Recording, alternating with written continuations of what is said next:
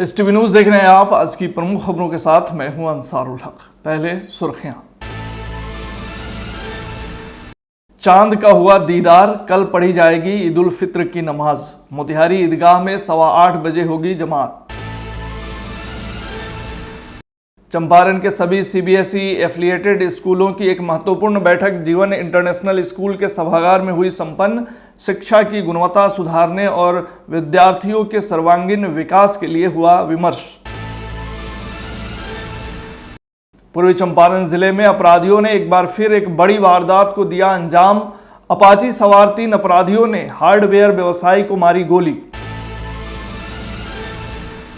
पश्चिमी चंपारण के दलित बस्ती में बीती रात अचानक लगी आग, 1 दर्जन से अधिक घर जलकर राख। बेतिया के चनपटिया में मनाया गया हिंदू नववर्ष महोत्सव, उमड़ी श्रद्धालुओं की भीड़। सामूहिक लोन दिलाने के नाम पर महिलाओं के साथ हुई धोखाधड़ी, पैसे लेकर मुद्रा कैपिटल सर्विस प्राइवेट लिमिटेड शाखा के सभी कर्मी हुए फरार। रामगढ़वा के रौनक ने भारत के प्रसिद्ध शिक्षण संस्थान गुरुकुल कुरुक्षेत्र हरियाणा द्वारा आयोजित एडमिशन प्रतियोगिता परीक्षा में किया शानदार प्रदर्शन, लाया 14वां स्थान। ईद पर्व को लेकर सिकरहना अनुमंडल पदाधिकारी ढाका की अध्यक्षता में शांति समिति की एक बैठक हुई संपन्न। शांतिपूर्ण माहौल में पर्व मनाने की हुई अपील। ईद पर्व को लेकर क्षेत्र में शांति एवं सुरक्षा व्यवस्था बनाए रखने के लिए बंजरिया में निकाला गया फ्लैग मार्च, सुरक्षा के लिए किए गए पुख्ता इंतजाम। मारपीट के एक मामले में न्यायालय के वारंटी पिता पुत्र को पुलिस ने किया गिरफ्तार, भेजा न्यायिक हिरासत में।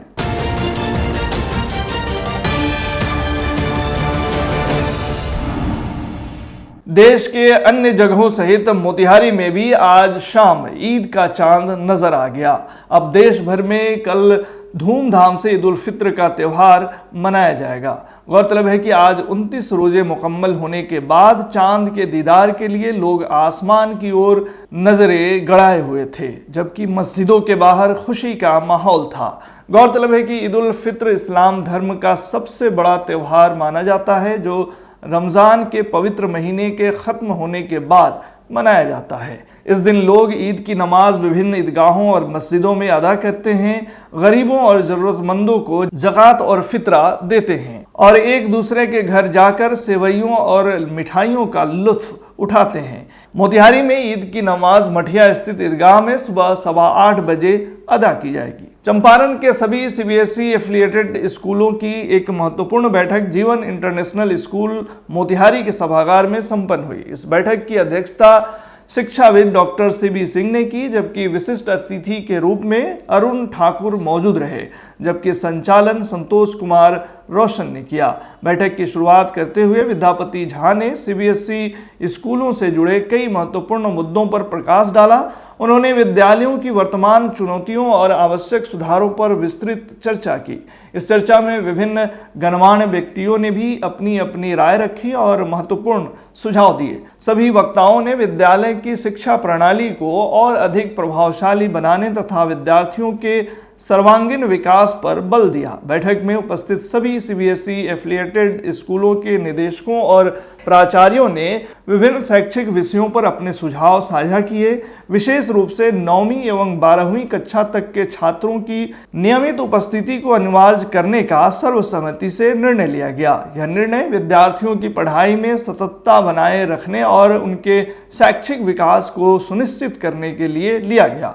वहीं मौके पर जीवन इंटरनेशनल स्कूल के डायरेक्टर जीवन प्रकाश ने बताया कि यह बैठक शिक्षा जगत में सुधार लाने और विद्यार्थियों के हित में ठोस निर्णय लेने की दिशा में एक महत्वपूर्ण कदम साबित हुई। इससे जिले के सभी सीबीएसई एफिलिएटेड स्कूलों को शिक्षा की गुणवत्ता सुधारने और विद्यार्थियों के सर्वांगीण विकास के लिए प्रेरणा मिलेगी।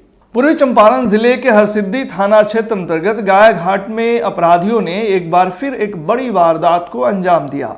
अपाची सवार 3 अपराधियों ने हार्डवेयर व्यवसायी कामत मिश्र को गोली मार दी। इसके बाद इलाके में सनसनी फैल गई। घटना को अंजाम देने के बाद अपराधी मौके से फरार हो गए। प्रत्यक्षदर्शियों के अनुसार गोली मारने के बाद अपराधी तुर्कौलिया की ओर भाग निकले। वहीं स्थानीय लोगों के अनुसार कामता मिश्र अपनी दुकान पर थे, तभी अचानक 3 नकाबपोश अपराधी पहुंचे और उन पर ताबड़तोड़ गोलियां बरसा दी। गोली लगते ही वे गिर पड़े और आसपास मौजूद लोगों ने शोर मचाना शुरू कर दिया। शोर सुनते ही अपराधियों ने डराने के लिए हवाई फायरिंग भी की और तेज गति से मोटरसाइकिल पर सवार होकर फरार हो गए। घटना में घायल कामता मिश्र का रहमानिया हॉस्पिटल में इलाज चल रहा है और फिलहाल स्थिति स्थिर बताई गई है। वहीं घटना की जानकारी मिलते ही हरसिद्धि थाना पुलिस मौके पर पहुंची और तत्काल मामले की छानबीन शुरू कर दी। मोतिहारी पुलिस अधीक्षक के निर्देश पर एसडीपीओ अरेराज के नेतृत्व में एक विशेष जांच दल एसआईटी का गठन किया गया है, जो इस मामले की गहन जांच करेगी। वहीं प्रारंभिक जांच में यह बात सामने आई है कि घटना के पीछे संपत्ति विवाद हो सकता है। पुलिस को कुछ संदिग्ध लोगों के नाम भी मिले हैं, जिनसे पूछताछ की जा रही है। अपराधियों को जल्द से जल्द गिरफ्तार करने के लिए dog squad, forensic science lab team और तकनीकी शाखा को घटनास्थल पर भेजा गया है। सीसीटीवी फुटेज के आधार पर अपराधियों की पहचान में पुलिस जुटी हुई है। इस संबंध में क्या कुछ कह रहे हैं अरेराज एसडीपीओ रंजन कुमार, सुनिए। वो सीमेंट छड़ के व्यवसायी हैं कामता मिश्रा, उज्जैन लोहियार के रहने वाले। उनको अज्ञात 3 अपराध कर्मियों द्वारा गोली मार दी गई है, जिसका इलाज उन रहमानिया हॉस्पिटल में चल रहा है। अभी इलाजरत हैं। पुलिस वहाँ रह के इलाज करा रही है, डॉक्टर नज़र बनाए हुए, और उसके बाद जो आवेदन मिलता है उसके अनुसार हम लोग कार्रवाई करेंगे। तब तक घटनास्थल पर एफएसएल की टीम और बाकी टीम सीसीटीवी फुटेज वगैरह के लिए कार्रवाई में लगी। पश्चिमी चंपारण स्थित मझौलिया प्रखंड क्षेत्र अंतर्गत बखरिया पंचायत के वार्ड नंबर 2 दलित बस्ती में बीती रात्रि अचानक आग लग गई। आग लगी की इस घटना में 1 दर्जन से अधिक घर जलकर राख हो गए। घटना की सूचना मिलते ही पंचायत के मुखिया कमलपति देवी ने इसकी सूचना प्रशासन को दी तथा घटना का जायजा लिया। अथक प्रयास के बाद ग्रामीणों के सहयोग से आग पर काबू पाया गया, लेकिन तब तक सब कुछ जलकर राख हो चुका था। घटना के अगले दिन मुखियापति इकबाली राम द्वारा 1 दर्जन से अधिक अग्नि पीड़ित परिवारों के बीच राहत सामग्री का वितरण किया गया। मौके पर मुखियापति इकबाली राम ने कहा कि दुख की इस घड़ी में वह पीड़ित परिवारों के साथ खड़े हैं। अभी पीड़ित परिवारों को पीएम आवास योजना का लाभ देने के लिए वह प्रखंड विकास पदाधिकारी से बात करेंगे। वहीं मौके पर अंचलाधिकारी राजू रंजन ने सभी अग्नि पीड़ित परिवारों को प्लास्टिक शीट का वितरण किया और बहुत जल्द सरकारी सहायता राशि उपलब्ध कराने की बात कही। बखरिया पंचायत में मुसौटोली एक टोला है 2 नंबर वार्ड का, जिसमें रात करीब 7 साढ़े 7 के करीब में आग लग गया। अचानक आग लग गया। जब मुझे पता लगा, मैं प्रभारी को फ़ोन किया। प्रभारी ने अग्नि सेवा को भेजकर आग का कंट्रोल किया गया। हम भी वहाँ पहुँचे और जितना से देखा गया सब कंट्रोल आग हो गया। उसके बाद आज सुबह में मैं सीओ साहब का फ़ोन किए, सीओ साहब आए, सीओ साहब, कर्मचारी साहब और मैं तीनों आदमी जाकर जायज़ा लिया गया और पीड़ित जितना 15 लाभुक है पीड़ितों को, उन लोगों को देखा गया। उसमें 4 बकरी जरा गया। वो बकरी का भी पोस्टमार्टम का रिपोर्ट सीओ साहब दिए गए हैं। डॉक्टर को बोले कि पोस्टमार्टम किया जाए इसको, और सीओ साहब के द्वारा प्लास्टिक का वहाँ वितरण किया गया। मेरे द्वारा 1 बोरा चावल 15 लाभुक को दिया गया, आलू दिया गया, चिवड़ा दिया गया, मीठा दिया गया और राशि दिया गया। मैं इन लोग को राशि दिया और मैं इन लोग को ये भी कहकर आया हूँ कि कल मैं कुछ और राशि दूंगा, जिससे आप लोग बांस और खर पतवार खरीद कर जल्द से जल्द अपना झोपड़ी बनाकर तब तक गुजर बसर करें। पश्चिमी चंपारण जिला अंतर्गत चनपटिया में सनातन धर्म को जागरूक करने व चैत्र नवरात्र के प्रथम दिन हिंदू नववर्ष महोत्सव विक्रम संवत 2082 की शुरुआत चनपटिया नगर परिषद की अध्यक्षा रजनी देवी व भाजपा नेता राजकिशोर प्रसाद ने दीप प्रज्वलित कर किया। वहीं हरिद्वार से आए स्वामी दिव्य सागर महाराज ने शंख बजाकर इसकी शुरुआत की। मौके पर स्वामी दिव्य सागर महाराज ने 9 वर्ष की शुभकामनाएं दी और कहा कि इस तरह के आयोजन से भारत में सनातन धर्म में जागरूकता आएगी। वहीं भाजपा नेता राजकिशोर प्रसाद व नगर परिषद की अध्यक्षा रजनी देवी ने भारतीय संस्कृति की 9 वर्ष की हार्दिक शुभकामनाएं दी और कहा कि इस तरह के आयोजन होते रहना चाहिए। हिंदू 9 वर्ष पर मैं आप सभी को बधाई देता हूँ और आज ही के दिन से पूरे सृष्टि की रचना का प्रारंभ हुआ था। सनातन धर्म इस सृष्टि का ही हम सभी के जीवन में एक अच्छा संस्कृति सभ्यता देती है। इसलिए हम लोग चनपटिया में सनातन का, धर्म का और घर घर में इसका प्रचार हो, हम इसे अपनावें, हमारे बाल बच्चे, माता बहन इसके प्रति हमेशा सजग रहे। हिंदू नव वर्ष की आप सबों को बहुत बहुत बधाई और शुभकामनाएं। और आज ही के दिन श्री राम भगवान का राज्याभिषेक हुआ था और पूरी अयोध्या नगरी में विजय का पताका फहराया गया था। और ब्रह्मा जी ने सृष्टि की रचना इसी दिन की थी और सतयुग की भी प्रारंभ इसी दिन हुई और नवरात्र की शुरुआत इसी दिन से हुई। सर्वप्रथम मैं आप सभी को आज के इस शुभ उपलक्ष्य की ढेर सारी शुभकामनाएं देता हूँ नव वर्ष की। और ये नव वर्ष सिर्फ इंसानों का नहीं है, यह नव वर्ष पूरी प्रकृति का है।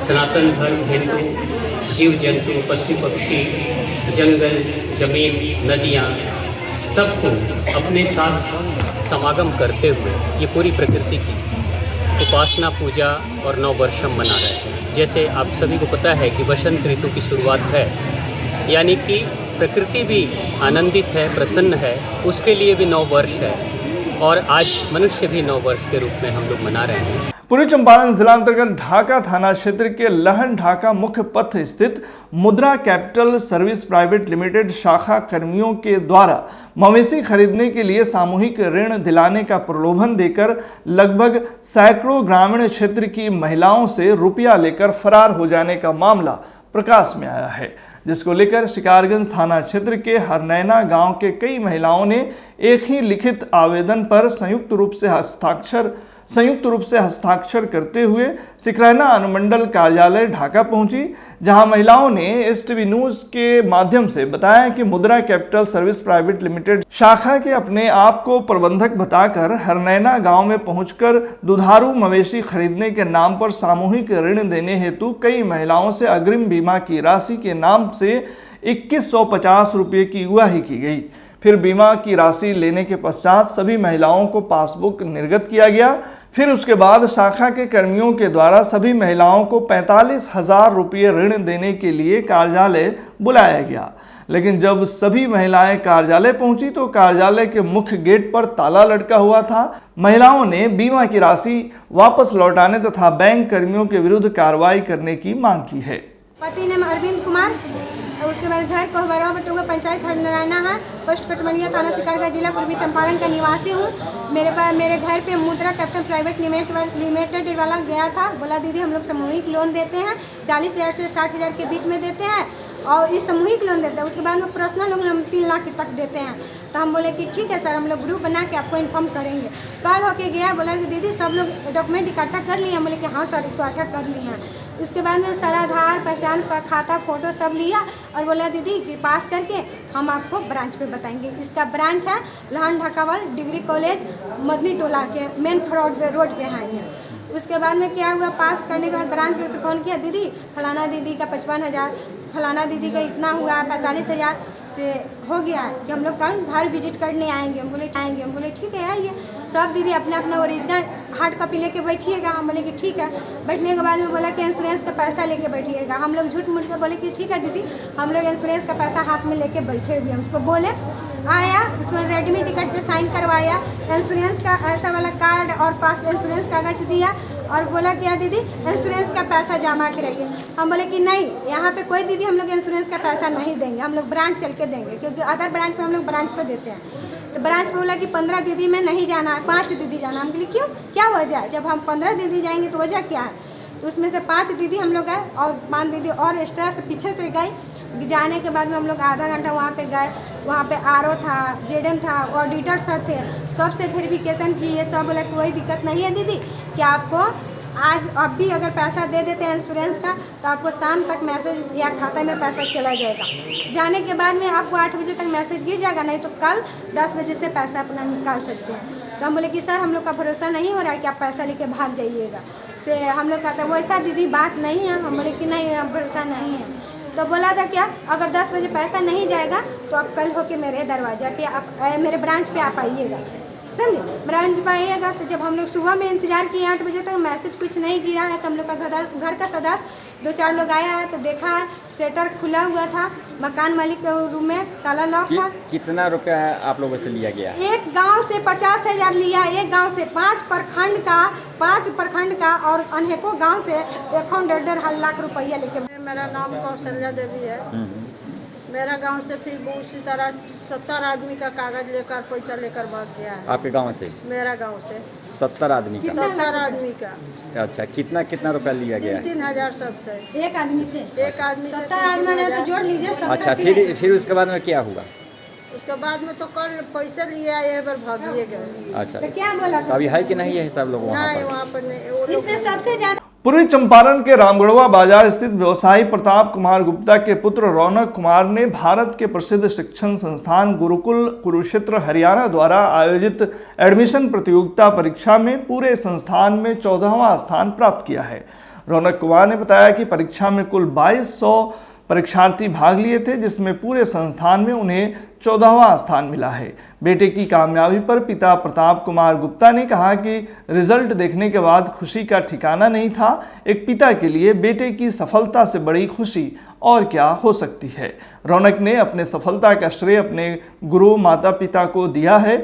वहीं जिला पार्षद प्रत्याशी कुणाल कुमार गुप्ता ने कहा कि यह हमारे क्षेत्र के लिए बड़े गौरव की बात है। बहुत अच्छा। क्या बनना चाहते हैं बुआ को? बच्चा का तो सपना है डॉक्टर बनने के लिए, तो वहीं डॉक्टर ही। जैसे सुना जाता है कि डॉक्टर में पढ़ाई करने में बहुत खर्चा आती है, क्या कैसे वहन करेंगे आप? इस वहन करेंगे, जरूरत पड़ा तो जमीन बेच कर भी करेंगे। मतलब बच्चे ख्वाहिश, बच्चा का जो ख्वाहिश होगा वो पूरा करेंगे। जो महसूस हो रहा है जी, कि हमारे समाज का लड़का गुरुकुल कुरुक्षेत्र में एडमिशन मिला, बहुत गौरव महसूस हो रहा है। कोई बाधा है तो पढ़ाई में बुआ के कोई बाधा है तो क्या कीजिएगा? हम लोग सहयोग करेंगे, चढ़ बढ़ के सहयोग करेंगे। हम लोग जहाँ तक हो सकेगा वहाँ तक हम लोग सहयोग करेंगे।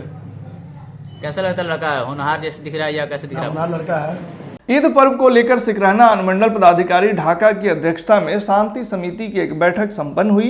खबर के मुताबिक सिकरहना अनुमंडल पदाधिकारी साकेत कुमार और सिकरहना अनुमंडल पुलिस पदाधिकारी अशोक कुमार की संयुक्त रूप से उपस्थिति में सिकरहना अनुमंडल कार्यालय ढाका के सभा कक्ष में ईद पर्व को शांति और सौहार्दपूर्ण माहौल में मनाए जाने को लेकर अनुमंडल स्तरीय एक शांति समिति की बैठक आयोजित की गई।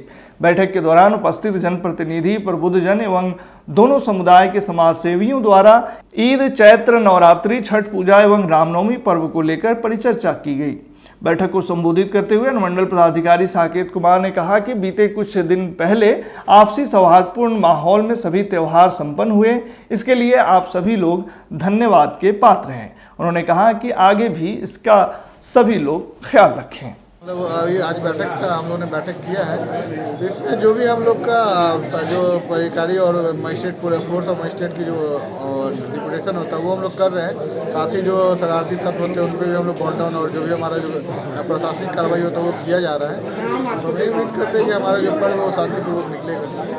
जी, क्षेत्र के लोगों को क्या संदेश? क्षेत्र के लोगों को ये संदेश है कि ईद हमारा सद्भावना और शांति का त्यौहार है, तो सभी लोग उम्मीद करते हैं कि इसको सभी लोग साथ में मनाएं, खुशहाली से मनाएं और शांति और सद्भावना का प्रचार करें, ताकि हम लोग हमारा जो समाज है वो आगे बढ़े। बैठक में सभी लोगों का इनपुट लिया गया है, काफ़ी सकारात्मक रहा है। और जैसा कि आप जानते हैं, पिछले होली त्यौहार में भी हम लोग काफ़ी सहयोग हम लोगों को मिला है शांति समिति और यहाँ की सिविल सोसाइटी का। तो उम्मीद है, उम्मीद ही नहीं पूरा विश्वास है, गाइडलाइन भी अच्छा है। सर, गाइडलाइन कैसे है? गाइडलाइन जो हर बार की तरह होता है, जैसे रामनवमी में हमारा डीजे नहीं बजाना है और जो हम लोग की निरोधात्मक कार्रवाई करनी हुआ है, जगह जगह हम लोगों को डेपुटेशन हम लोग कर रहे हैं। लेकिन निरोधात्मक कार्रवाई होती है वो लगभग 6 महीने तक उसका इन्फोर्स्ड रहता है। हम लोग जनवरी से लोग लेकर जो अब तक हम लोग किए हैं वो लगभग 1200 से भी ज़्यादा लोगों पर हम लोग जिला बदर जिला बदर के लिए हम लोगों ने प्रपोजल यहाँ से भेजा है। हमारे यहाँ से लगभग 20 प्रपोजल गए हुए हैं, तो उसमें देखते हैं डीएम साहब का क्या आदेश आता है। आज शांति समिति के बैठक में चूँकि ये एक सप्ताह का फेस्टिवल का समय है। कल चैती नवरात्र का शोभा यात्रा सिंचाई कॉलोनी से गांधी चौक होते हुए बाबा मस्तराम पोखर तक जाएगी। उसके बाद 3 तारीख को चैती छठ है, 6 तारीख को रामनवमी का शोभा यात्रा है। चूँकि यहाँ शांति समिति के मीटिंग में एसडीओ, डीएसपी और अन्य पदाधिकारियों के साथ बैठक हुए, सकारात्मक बातचीत हुई। विशेष कोई ढीका में ढाका में चिंता की कोई बात नहीं है। इसके लिए बहुत बहुत धन्यवाद। शांति समिति की बैठक ईद, छठ, चैती नवरात्र और रामनवमी की शोभा यात्रा को लेकर हुई थी। सभी पदाधिकारी लोग बैठे, शांति समिति के सभी सदस्य लोग थे। सभी लोगों ने एक स्वर से अपनी प्रतिबद्धता दोहराया कि नहीं, हम सभी अमन चैन इस क्षेत्र में बनाए रखें और सभी पर्व खुशी के लिए होता है, तो सभी पर्व हम खुशी से मनाएं, कहीं किसी तरह का कोई विघ्न नहीं हो, कोई परेशानी नहीं हो। मंडल शांति समिति में आज ईद के अवसर पर, रामनवमी शोभा यात्रा के अवसर पर, चैती छठ, चैती दुर्गा पूजा के अवसर पर सही मार्गदर्शन दिया गया। शांति समिति के सदस्यों के द्वारा भी सुझाव दिया गया और पदाधिकारी के द्वारा भी सुझाव दिया गया और यहाँ पर भी शांतिमय ढंग से मतलब कि कार्यक्रम हो जाता है। यहाँ कहीं भाई बहन या किसी भी मतलब कि मजहब के द्वारा दोनों समुदाय में कहीं कोई दिक्कत नहीं होती। ईद पर्व को लेकर क्षेत्र में शांति एवं सुरक्षा व्यवस्था बनाए रखने के उद्देश्य से बंजरिया थाना क्षेत्र के मस्जिद टोला, सिंघिया सागर एवं सिंघिया के हिवन स्थित ईदगाहों का पुलिस प्रशासन के द्वारा निरीक्षण किया गया। यह निरीक्षण बंजरिया थाना अध्यक्ष रमेश कुमार महतो के निर्देश पर अपर थाना अध्यक्ष त्रिभुवन कुमार, पुलिस अवर निरीक्षक सोनालाल कुमार एवं सशस्त्र बल टीम के द्वारा किया गया। निरीक्षण के दौरान अधिकारियों ने ईदगाह परिसरों की साफ सफाई, सुरक्षा व्यवस्था एवं यातायात नियंत्रण की समुचित व्यवस्था का जायजा लिया। स्थानीय प्रशासन ने आम जन से आपसी सौहार्द और भाईचारे को बनाए रखने की अपील की। इसके साथ ही प्रशासन ने किसी भी अप्रिय घटना से बचने के लिए सुरक्षा बलों की तैनाती सुनिश्चित करने के निर्देश दिए। मारपीट के एक मामले में न्यायालय के वारंटी पिता पुत्र को पुलिस ने गिरफ्तार कर न्यायिक हिरासत में भेज दिया। जानकारी देते हुए बंजरिया थाना अध्यक्ष रमेश कुमार महतो ने बताया कि दरोगा टोला में मारपीट के आरोपी पिता पुत्र को न्यायालय के आदेश पर गिरफ्तार कर रविवार को न्यायिक हिरासत में भेज दिया गया है। पिता पुत्र दरोगा टोला निवासी लालबाबू पासवान एवं गुड्डू पासवान हैं। वहीं एक SC/ST एक्ट के आरोपी सुनील शाह पिता रंगलाल शाह सिसवा निवासी को भी गिरफ्तार कर न्यायिक हिरासत में भेज दिया गया। आज के बुलेटिन में फिलहाल इतना ही। तमाम खबरों और डिबेट्स के लिए जुड़े रहिए STV न्यूज़ के साथ।